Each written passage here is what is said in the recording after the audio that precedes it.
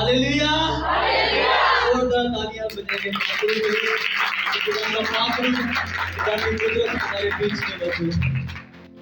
आमीन। कलाम खुदा में से सीखेंगे मुकद्दस लूका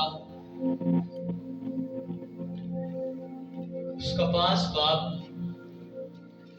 उसकी तीसरी आयत से हम पढ़ेंगे। मुकद्दस लूका 5 बाब, उसकी तीसरी आयत से हम पढ़ेंगे। लिखा है, और उसने उन कश्तियों में से एक पर चढ़कर जो शमौन की थी उससे दरखास्त की कि किनारे से जरा हटा ले चल, और वो बैठकर लोगों को कश्ती पर से तालीम देने लगा। जब कलाम कर चुका तो शमौन से कहा, गहरे में ले चल और तुम शिकार के लिए अपना जाल डालो। शमौन ने जवाब में कहा, ऐ उस्ताद, हमने रात भर मेहनत की और कुछ हाथ न आया, मगर तेरे कहने से जाल डालता हूं।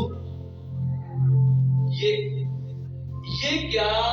और वो मछलियों का बड़ा गौल घेर लाए और उनके जाल फटने लगे, और उन्होंने अपने शरीकों को जो दूसरी कश्ती पर थे इशारा किया कि आओ हमारी मदद करो। बस उन्होंने आकर दोनों कश्तियां यहां तक भर दी कि डूबने लगी। शमौन पतरस ये देखकर यीशु के पांव में गिरा और कहा, ऐ खुदावंद, मेरे पास से चला जा, क्योंकि मैं गुनहगार आदमी हूं। कलाम का पढ़ा और सुना जना हम सब के लिए भाई से बरकत। आमीन। आज हम बड़े ध्यान से एक बात सीखेंगे। मैं आपको बताना चाहता हूं कि बाइबल एक दुनिया की सबसे बेहतरीन और सबसे लोगों को चेंज करने वाली एक ऐसी किताब है जो आज आपको भी चेंज करेगी। आमीन। पर आपको ध्यान समझना है। मैं आपको बताना चाहता हूं कि लिखा है, आपको बताता हूं कि यहाँ पे जिंदगी किसकी बदल रही है, यहाँ पे किसकी लाइफ में काम हुआ है, ये आपको देखना है। इस सारे हवाले में हम देख रहे हैं कि एक शख्स जिसका नाम शमौन है, और उसको यीशु मसीह ने पतरस भी कहा, काम उसकी जिंदगी में हुआ है। लेकिन अब ध्यान से देखें तो लिखा है, यीशु ने सिर्फ पतरस को कलाम नहीं सुनाया, यीशु ने सबको, एक बड़ी भीड़ थी, बहुत सारे मछुआरे थे जिनको यीशु ने कलाम सुनाया। लेकिन एक शख्स था जिसकी कश्ती में यीशु मसीह था। हालेलुया। अब आपको ध्यान समझना है कि यहाँ पे शमौन की कश्ती थी। सिर्फ शमौन की कश्ती वहां पे नहीं थी, जितने भी मछुआरे थे सबकी कश्तियां थी। लेकिन यीशु मसीह बैठा किसकी कश्ती में? यीशु मसीह ने किसकी कश्ती में खड़े होकर लोगों को कलाम सुनाया? ये बात समझने वाली और गौर करने वाली है कि क्या आपकी कश्ती में यीशु मसीह है? यीशु मसीह 2000 साल पहले इस दुनिया पर आए, लेकिन क्या यीशु मसीह वो जो 2000 साल पहले पैदा हुआ, क्या वो यीशु आज आपकी जिंदगी में है? हमें बड़े ध्यान से आज समझना है कि मेरे समेत सारी दुनिया में जितने लोग हैं, हर शख्स बरकत लेना चाहता है, हर शख्स बढ़ना चाहता है। वो चाहता है कि उसका कारोबार इतना जबरदस्त हो, इतना बड़ा कारोबार हो कि पूरी दुनिया में उसके जैसा कारोबार ना हो। लेकिन वो अपनी कश्ती में, अपने कारोबार में यीशु मसीह को लाना कभी नहीं चाहेगा। वो कभी नहीं चाहेगा कि यीशु उसकी जिंदगी में हो, उसके कारोबार। अगर यीशु आपके कारोबार में नहीं है तो वो कारोबार बढ़ नहीं सकता। आपको अपने कारोबार को, अपनी चर्च को, अपनी फैमिली को, अपनी सारी चीजों को बढ़ाने के लिए भाई यीशु मसीह की जरूरत है। विदाउट यीशु मसीह आप बढ़ नहीं सकते। आपको यीशु मसीह को साथ लेके चलना पड़ेगा। आमीन। आपका बढ़ना यीशु मसीह के साथ है। हालेलुया। आपकी बढ़ोतरी यीशु मसीह के साथ है भाई। आपकी बरकत यीशु मसीह के साथ है। तो क्यों यीशु मसीह को पीछे छोड़ दो? यीशु को साथ लेकर चलो ना। हालेलुया। यीशु को साथ लेके चलो भाई। अगर यीशु को साथ लेके चलोगे तो आगे चल के हम देखते हैं कि यीशु मसीह पतरस की कश्ती में थे। हालेलुया।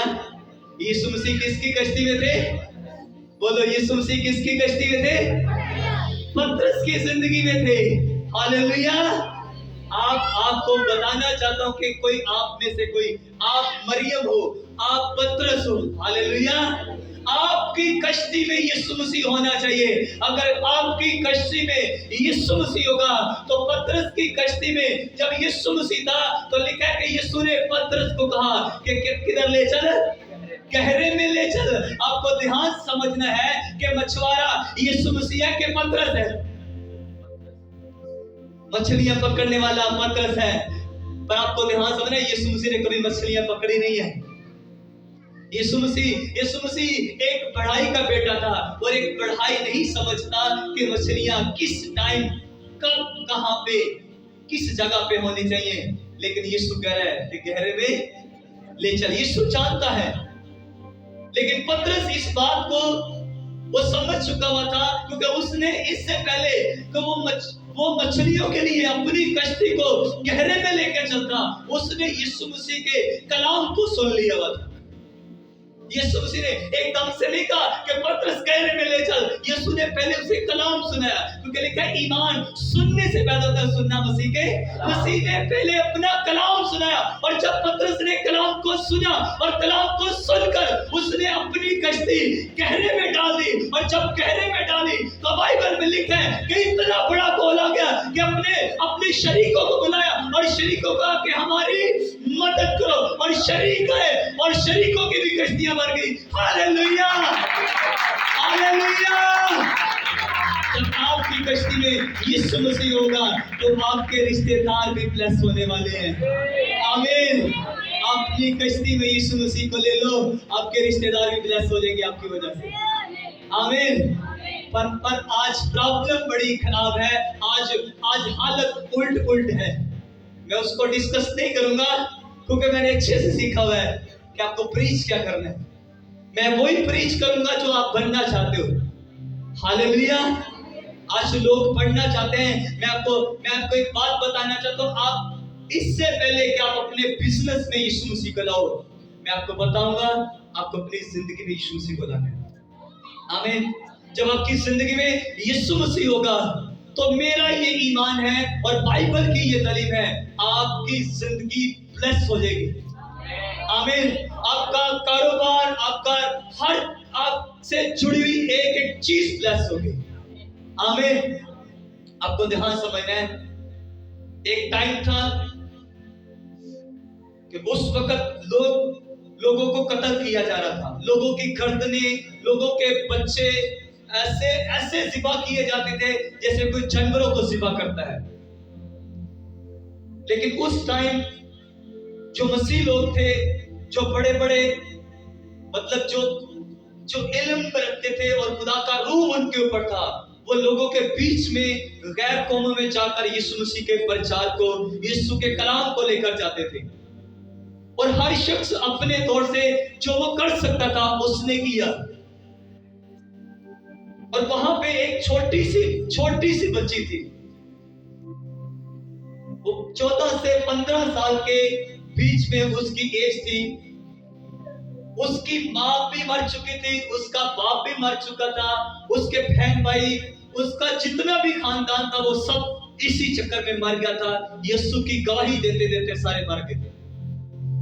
लेकिन अब उसके लिए उसके पास ना तो पैसा था, ना तो खाने को रोटी थी। अब वो यीशु के लिए कुछ करना चाहती थी, मसीह की खातिर कुछ करना चाहती थी। उससे कुछ भी समझ नहीं आई। वहीं पे एक अमीर घराना था, उसने उनसे जाके बात की कि मैं सारी जिंदगी आपके यहाँ काम करूंगी,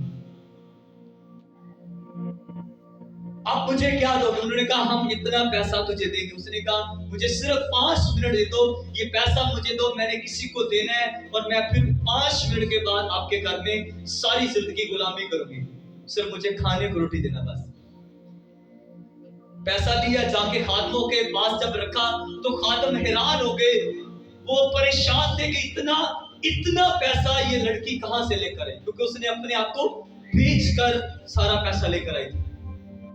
आज मैं बताना चाहता हूं कि हम अपनी थोड़ी सी चीजें, छोटी सी, हम अपना 10वां हिस्सा नहीं खुदा को देते, उसने सारी जिंदगी की कमाई यीशु के नाम कर दी थी। अब कौन सी चीजें खुदा के नाम और लिखे, मैं बताना चाहता हूं कि छोटी सी बच्ची अपनी सारी जिंदगी यीशु मसीह के नाम कर दी। रूहानी तौर पर तो वो थे ही यीशु मसीह के नाम, यीशु के नाम का उसने बपतिस्मा। आज अगर किसी को कहा जाए ना कि भाई बपतिस्मा ले लो, ले लेंगे। अभी बड़ा टाइम पड़ा हुआ है। हमने कौन से बड़े अजीब अजीब लोगों के कमेंट्स होते हैं, मैं आपको बता नहीं सकता। कहीं अगर किसी को एक कहा जाए ना कि आप पानी का बपतिस्मा ले लो, यीशु मसीह को कबूल कर लो, वो कहते हैं हमने यीशु को कबूल करके क्या करना है। और वो छोटी सी बच्ची अपने आप को बेच दिया उसने कि यीशु का काम रुकना नहीं चाहिए। हालेलुया। आज लोग पढ़ना तो चाहते हैं, लेकिन उसने, मैं बताना चाहता हूं, खानदान बेशक खत्म हो गया, लेकिन उसने अपने खानदान का ना, फिर अब देखिए सिर्फ उसका खानदान नहीं खत्म हो रहा, इर्द गिर्द और भी बहुत सारे लोग मर रहे थे मसीह की गवाही के कारण। लेकिन वो अपनी पूरी इस जो दुनिया है, इस दुनिया में भी अपना खानदान का नाम करके। हालेलुया। मैं आपको बताना चाहता हूं कि आप मसीह के लिए क्या कर सकते, आप अपनी कौन सी चीजें मसीह को दे सकते हो। पतरस ने पहले कश्ती दी अपनी, हालेलुया। फिर वही पतरस अपनी जिंदगी दे रहे यीशु मसीह को।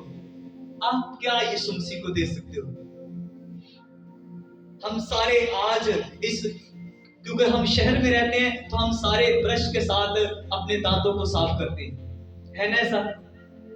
तो आप सादा ब्रश के साथ नहीं करते हो, उसके ऊपर आप एक ट्यूब लगाते हो, है ना?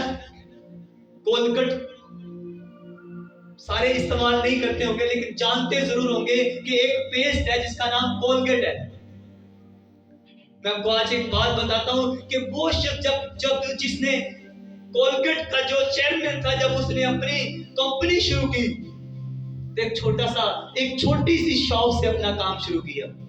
वो मसीह था, यीशु मसीह को मानता था, बपतिस्मा लिया हुआ था, बाइबल पढ़ने वाला, दुआ करने वाला शख्स था। जब उसने अपनी कंपनी का आगाज किया तो उसने कहा, यीशु मैं अपनी जितनी भी कमाई होगी, पर एक बात है, मैं तुझे 10वां हिस्सा जरूर दूंगा, पर मेरी भी एक शर्त है। मैं 10वां हिस्सा जरूर दूंगा, पर मेरी एक शर्त है कि मेरा ये जो जितना भी एरिया है, मेरा जो ये ढोक चौधरियां मान लो, इसके इर्द गिर्द जितने भी इर्द गिर्द की ढोक हैं, उन सब में मेरा काम मशहूर होना चाहिए, मैं तब दूंगा,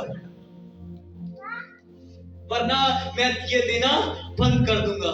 छोटी सी शॉप, पूरे ढोक चौधरियां, पूरा इर्द गिर्द जितने भी आपके हैं, मैं सिर्फ आपको समझाने के लिए ढोक चौधरियां कह रहा हूं, उसने अपने मुल्क में शुरू की थी। हालेलुया। मशहूर हो गया भाई, जहां पे वो चलता था। अब उसका फेथ और बढ़ गया, उसने कहा खुदा मैं 10 नहीं, मैं 20% दूंगा, पूरे शहर में मुझे चाहिए। लो जी, पूरे शहर में मशहूर हो गया। अब वो कहता नहीं खुदा, अब मैं 30 गुना दूंगा, मेरे शहर के जो करीब शहर हैं, उन शहरों में मेरा कारोबार मशहूर होना चाहिए। लो जी, 30 गुना दे दिया, इर्द गिर्द के शहरों में मशहूर हो गया। उसने कहा खुदा नहीं, मजा नहीं आ रहा, अब मुझे अपने जो पूरा हमारा जो पंजाब है ना, ये एक पूरा, इसे क्या कहते हैं, सूबा कहते हैं, तो इस पूरे सूबे में मुझे मशहूर होना है, तो अब मैं और % देता हूं। पहले कितना था? 30, अब कितना हो गया? 40। अब वो 40% दे रहा है, लेकिन पूरे सूबे में मशहूर हो गया। कहता खुदावन मजा नहीं आ रहा, मुझे और पढ़ना है। मेरे सूबे के इर्द गिर्द जितने सूबे हैं, मुझे उन सूबों में भी मशहूर है, लेकिन अब मैं 60% दूंगा। यूं करते करते उसने एक दिन कहा खुदावन अब मैं अपने पूरे मुल्क में मशहूर होना चाहता हूं। मैं 70% दूंगा। 70 पे खुदा को और 30 रुपए खुद अपने पास रख रहे हैं। मैं आपको ये करने को नहीं कह रहा, मैं सिर्फ बताना ये चाह रहा हूं कि लोगों ने अपना, फिर उसने कहा खुदावन अब मैं 80% दूंगा। मुझे अपने मुल्क के जो इर्द गिर्द मुल्क हैं, मुझे अपने इर्द गिर्द के तमाम मुल्कों में मशहूर होना है। और वो अपने तमाम इर्द गिर्द के मुल्कों में भी।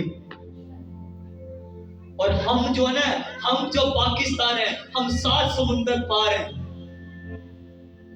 दुनिया का एक कोना पाकिस्तान, और वहां पे जहां पे ये कोलकाता शुरू हुई थी वो एक अलग कोना है। आज पूरी दुनिया में वो कोलकाता मशहूर है, और आज शायद मेरे ख्याल से वो 10% अपने पास रखता है और बाकी सारा खुदा को दे रहे। आपको मैं सिर्फ बता रहा हूं कि आपने अपना कौन सा हिस्सा खुदा को देना है। आप अपनी जिंदगी बस दे दो ना यीशु मसीह को। अपनी सिर्फ इस जिंदगी की कश्ती में यीशु मसीह को बैठा लोगे ना, तो मैं समझता हूं कि आपकी हर चीज ब्लेस होगी। आमीन। दूसरे तो अपने सारे पैसे यीशु मसीह को दे दिए थे, सिर्फ 10 रुपए अपने पास, बाकी 90। आपके लिए ये बड़ा मुश्किल है। एक पाकिस्तानी इन कामों को करना उसके लिए इंतहाई मुश्किल है, इंतहाई कठिन है, बहुत मुश्किल काम है एक मसीह शख्स के लिए जो पाकिस्तान में है। लेकिन अगर समझ में आ जाए, मैं थोड़े दिनों पहले एक बात सुना था, तो मैं आपको बताना चाहता हूं, अगर आप लोग फाइनेंशियली तौर पर बढ़ना चाहते हैं, पैसे के हिसाब से बढ़ना चाहते हैं, तो आपका बीज बड़ा होना चाहिए। कोई प्रेयर नहीं काम करेगी, आपका बीज जो बोएंगे वही उगेगा। अगर गंदम बोएंगे ना तो चावल नहीं उगने वाले भाई। हालेलुया। जैसे आप मैकडोनल्ड में जाते हो, KFC में आप जाते हो, इसी तरह चिक-फिल एक फास्ट फूड कंपनी है। जिस दिन वो कंपनी शुरू थी तो वो मसीह शख्स था।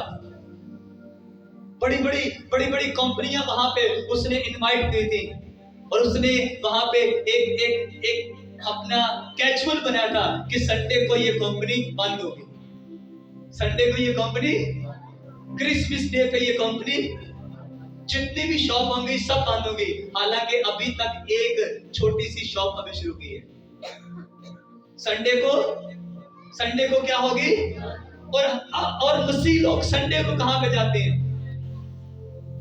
उसने कहा, और वो क्रिसमस से मालूम था, उसने जब अपनी कंपनी शुरू की, उसने कहा मैं अपनी शॉप संडे को ऑफ करूंगा, और जितने बिजनेसमैन रहते सबने कहा तेरी कंपनी जल्दी बंद हो जाएगी। आज वही कंपनी पूरी दुनिया में मशहूर है। आज भी जितनी भी उसकी शॉप है सब संडे को ऑफ होती है, सब। हालांकि खाने पीने के लिए लोग संडे को ज्यादा जाते हैं, लेकिन उसकी कंपनी संडे को बंद होगी। क्रिसमस वाले डे भी बंद होगी, थैंक्स गिविंग वाले दिन भी बंद होगी। और हम जानबूझकर मसीह लोग हम बड़ा हाथ चढ़ाकर अपने बच्चों की शादियां संडे को करते हैं। अपनी जितने भी घूमने वाले फंक्शन है वो सब संडे को करते हैं। अपने सारे कारोबार संडे को खोलते हैं। तो फिर कारोबार कितना सा रहता है? जितना शुरू किया था ना उतना भी नहीं रहता। आज जितने बड़ी से बड़ी कोई कंपनी उठा लो ना, वो मसीह लोगों की होगी। बड़े से बड़ा ब्रांड उठा लो, वो मसीह लोगों का होगा, क्योंकि उन्होंने खुदा को इज्जत और ऑनर दी है।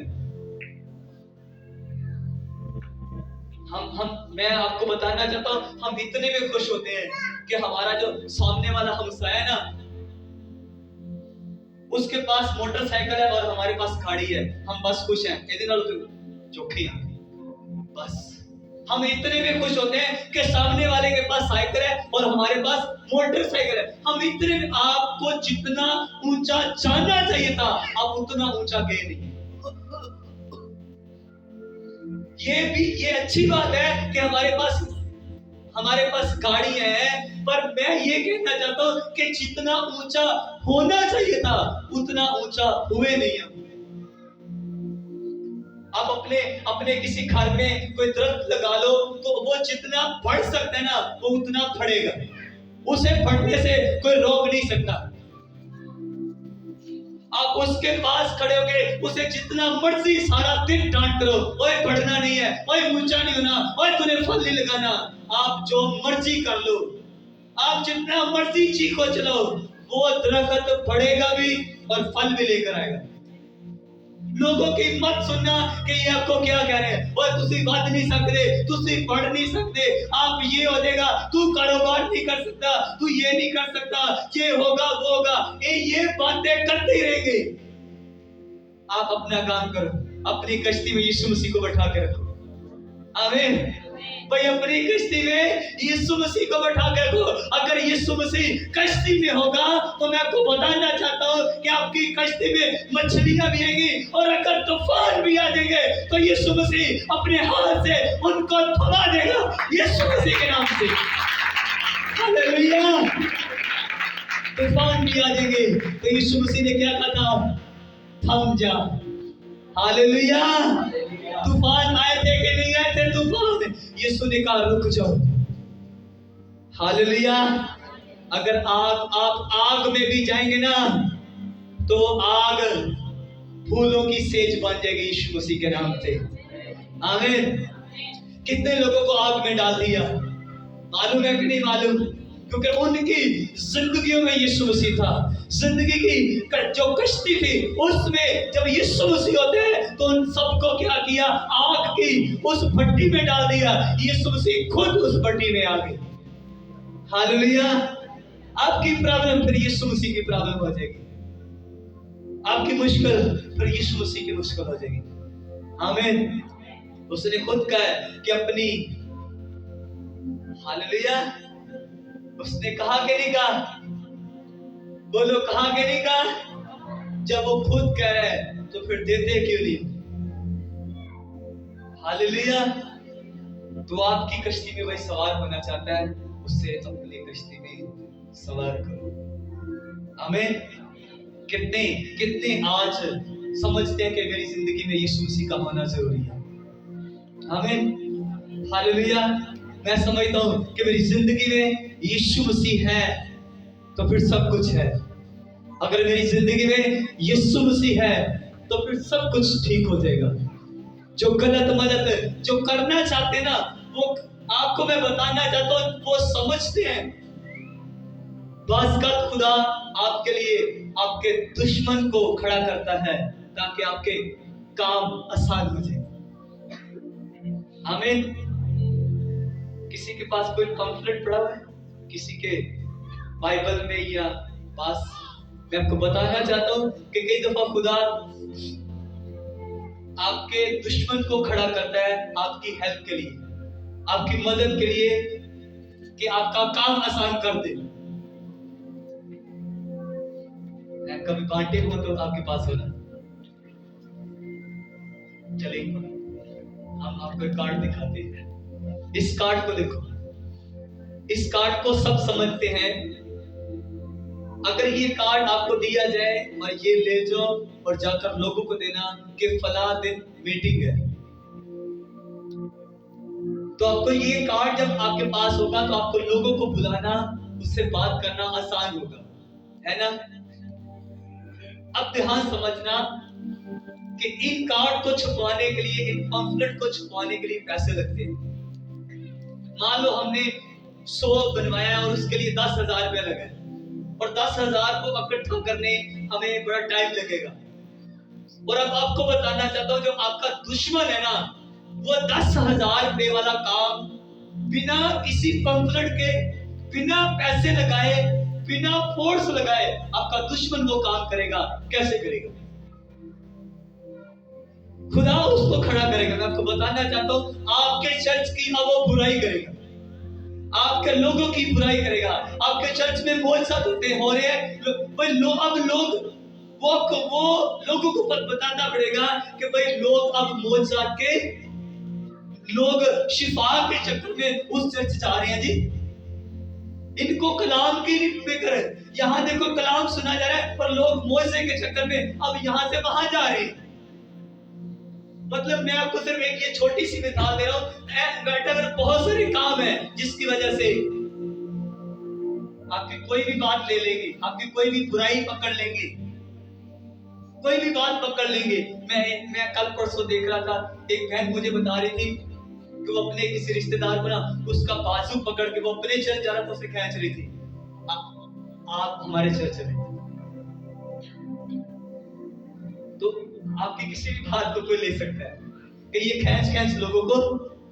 तो वो बंदा जिसको वो बता रहे आपका दुश्मन, वो मजबूर हो जाएगा कि यार ये कौन सी चर्च है, ये कौन सा पादरी है जो इस तरह से उसके लोग काम करें, चलो हम जाकर देखते तो सही है कि ये है कौन लोग।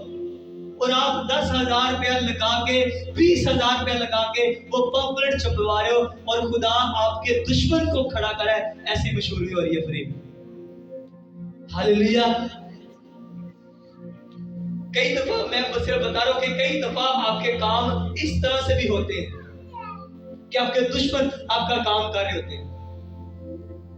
हालेलुया। पर आपको ध्यान समझना है कि आपकी जिंदगी की कश्ती में कौन है आज। आपका दुश्मन कुछ भी करे, इससे हमें कोई मतलब नहीं। आप टेंशन फ्री यीशु मसीह का काम करते रहो। आपको मालूम होना चाहिए कि मेरी जिंदगी में यीशु मसीह है। जब यीशु मसीह जिंदगी में होंगे तो कश्ती जा रही है बस, और जा रही है बस। और रास्ते में वही जो दुश्मन आपके खिलाफ प्लान बना रहा था, उसको यूं समझ लो जैसे तूफान आया, जैसे आंधी आई, जैसे बारिश आई, और इतनी बारिश आई कि शागिर्द घबरा गए। कई दफा हम भी घबरा जाते हैं, वो पता नहीं क्या होगा, पता नहीं अब क्या होगा। जैसे पिछले साल एक दफा तूफान आया था, याद है? कितनों को याद है पिछले साल जब तूफान आया था, जब एक आंधी आई थी, तो हम सारे परेशान हो गए कि पता नहीं अब क्या होगा, पता नहीं अब चर्च का क्या बनेगा।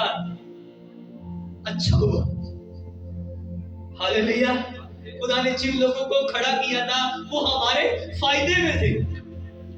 हालेलुया। अब समझ आ रहा है कि हमारा जो मुखालिफ होता है वो मुखालिफ नहीं है। वहां पे हम बड़े तंग थे, वो जगह हमारे लिए थोड़ी थी।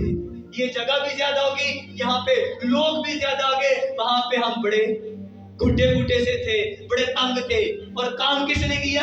हमने काम किया ना, हम वहां से निकले थे नहीं, हमारे दुश्मन ने प्लान बनाया था और वो प्लान हमारे लिए फायदेमंद हो गया। हालेलुया। कितनों को बात समझ आ रही है? हालेलुया। आपकी कश्ती में जब यीशु मसीह होगा तो कोई तूफान आपको गिरा नहीं सकता। आमीन। बल्कि आपको बताना चाहता हूं कि वही पतरस जिसकी जिंदगी की कश्ती में पहले उसने जिस्मानी कश्ती में यीशु मसीह को बैठाया हुआ था, बाद में जब रियल में रूहानी कश्ती जिंदगी में बैठा लिया तो वही पतरस कलाम सुना रहा है और 3,000, फिर कलाम सुनाया 5,000, फिर कलाम सुनाया 10,000। ऐसे जब उसकी जिंदगी में यीशु मसीह आ गया था तो कैसे लोग बदलते जा रहे थे और चर्च बढ़ती जा रही थी। हालेलुया। जब लोग कलाम सुनते हैं तो फिर उनकी जिंदगियों में मौजज़ात भी होते हैं। आमीन। हालेलुया। तो आपकी जिंदगी में मौजज़ात होंगे जब आप कलाम को अपनी जिंदगी में लेंगे। आमीन। क्योंकि कलाम में लिखा है वो अपने कलाम को बेचकर अपने लोगों को शिफा देता है।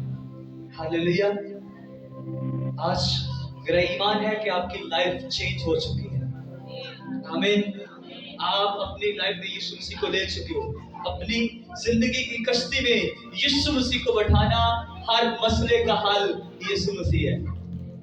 आमीन। जब से यीशु मसीह इस जिंदगी में आ गए हैं तो मैं समझता हूँ कि मुझसे ज्यादा खुश नसीब कोई हो नहीं सकता। तो आप भी अपने आप को कह सकते हो कि आपसे ज्यादा खुश नसीब कोई भी नहीं है, क्योंकि आपकी जिंदगी में यीशु मसीह है। आमीन। आप सबकी जिंदगी में जब यीशु मसीह है तो फिर आपको घबराने की, आपको परेशान होने की कोई जरूरत नहीं है कि यीशु मसीह आपको आग में भी बचाने के लिए आपके पास आ जाएंगे। आमीन। अगर वो सदरक मिस्क अबेदनगो को बचाने के लिए आ सकता है ना, तो वो मुझे भी बचाने के लिए बड़े प्लान उसने बनाए, बड़े बड़े उसने प्लान बनाए मुझे मारने के लिए, पर वो मुझे मार नहीं सकता, क्योंकि अभी तो मैं बहुत छोटा सा हूं, मैंने अभी बूढ़ा भी होना है बहुत सालों बाद। हालेलुया। मैं अक्सर लोगों को कहता हूं अभी 70 साल पड़े हुए हैं, ये ईमान से कहता हूं, आमीन, हालेलुया। तो लोग 70 साल, मैं उस वक्त भी कलाम सुनूंगा, ये मेरा ईमान है। आप भी अपने लिए ईमान से बात कर सकते हो कि आप 100 साल के होंगे, आप 120 साल के होंगे। मेरा ये ईमान है कि मैं 100 साल का भी जब होगा, मैं तब भी भागता दौड़ता हुआ यीशु मसीह का काम करूंगा, आमीन। तो आपको अपने लिए बोलना है, जब यीशु मसीह आपके साथ होंगे, आपकी जिंदगी की कश्ती में यीशु मसीह आपके साथ होंगे। अगर बिली ग्राम 100 साल का होके यीशु मसीह का प्रचार कर सकता है, तो वो प्रचार मैं भी यीशु मसीह का कर सकता हूँ, आमीन, हालेलुया, हालेलुया। तो खुदा का बराम आपके साथ है, हालेलुया। मेरा ये ईमान है कि आपकी लाइफ चेंज हो चुकी है, आमीन, हालेलुया।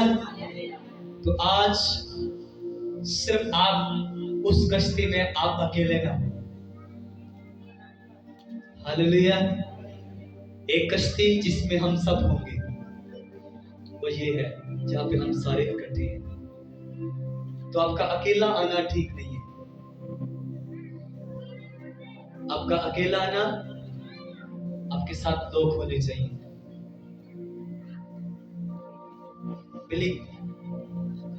बिली ग्राम कहते हैं कि अगर आप चाहते हो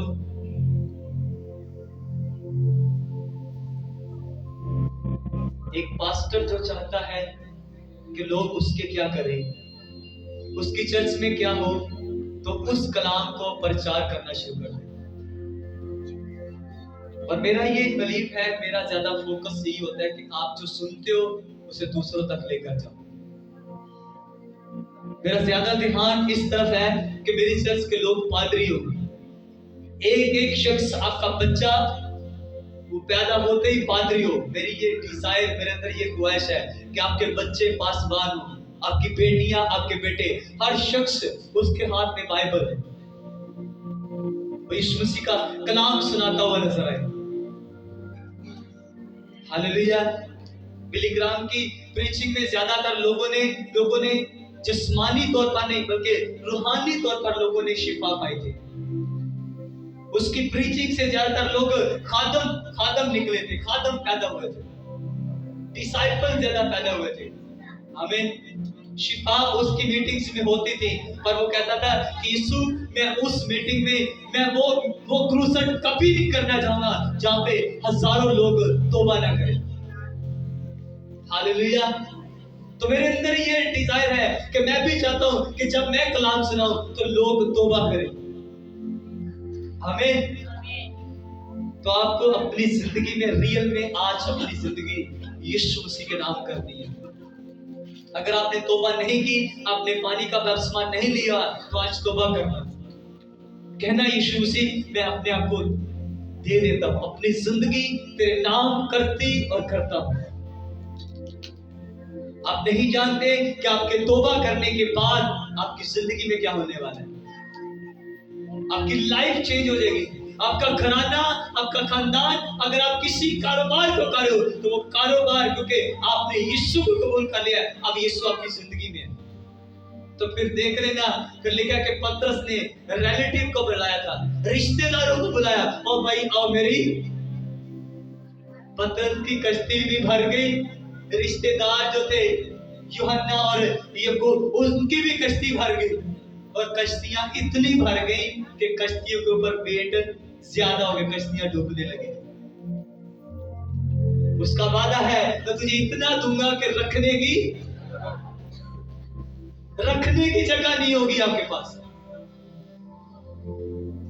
पर जिंदगी में यीशु होगा तो तब ऐसा,